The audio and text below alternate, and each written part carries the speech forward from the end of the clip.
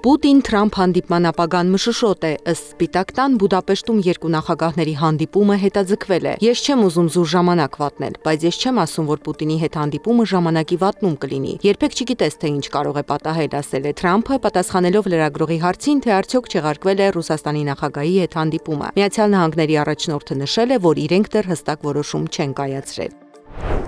Եթե Պուտինը Լեհաստանով թռչի Բուդապեշտ Թրամփի հետ հանդիպելու, նրա ինքնաթիռը կարող է հարկադիր վայրէջք կատարել Լեհաստանում, իսկ Ռուսաստանի նախագահն էլ կարող է ձերբակալվել միջազգային քրեական դատարանի տված օրդերի համաձայն, հայտարարել է Լեհաստանի արտաքին գործերի նախարար Ռադոսլավ Սիկորսկին։ Մենք չենք կարող երաշխավորել, որ անկախ դատարանը չի ստիպի կառավարությանը կանգնեցնել ինքնաթիռը կասկածյալին Հաագայի դատարան հանձնելու համար, ասել է նա։ Սիկորսկին կարծում է, որ ռուսական կողմը տեղյակ է դրա մասին, եւ համապատասխանաբար, եթե այդ հանդիպումը տեղի ունենա, ինքնաթիռները կթռչեն այլ երթուղով, հավելել է արտաքին գործերի նախարարը։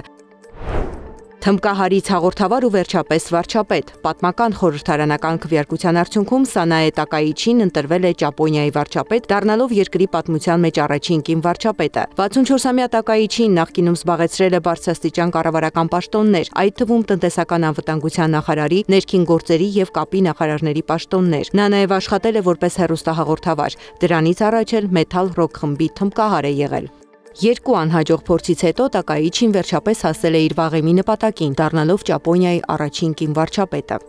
Ֆրանսիայի նախկին նախագահ Նիկոլա Սարկոզին իր պատիժը կկրի Փարիզի 14-րդ շրջանի Սանտեի բանտում, իսկ ինչ պայմաններում նա կանցկացնի իր պատիժը։ Անվտանգության նկատառումներով նախկին նախագահը կտեղավորվի բանտի հատուկ թևում, որը բաղկացած է մենախցերից։ Սանտեի բանտի պետը խոստացել է, որ Սարկոզին չի հանդիպի բանտում գտնվող մյուս կալանավորների հետ եւ որ նրան թույլատրվելու է օրական 2 անգամ զբոսնել։ Նրա սենյակը կունենա ցնցուղ եւ ստացիոնար հեռախոս։ Ամսական 14 եվրոյով Սարկոզին կկարողանա նաեւ հեռուստացույց դիտել։ Նա նաեւ կկարողանա ինքնուրույն ճաշ պատրաստել, եթե ցանկանա, եւ լվացք անել։ Մյուս կալանավորների նման Սարկոզին նույնպես կունենա բանտի գրադարանից օգտվելու հնարավորություն։ Սակայն նախկին նախագահը Ֆիգարոյին ասել է, որ տնից իր խուծ կտանի 3 գիր, այդ թվում Դյումայի Կոմս Մոնտե Քրիստոն, որը պատմում է անարդարացիորեն բանտարկված հերոսի մասին, որը վրեժ է ծրագրում։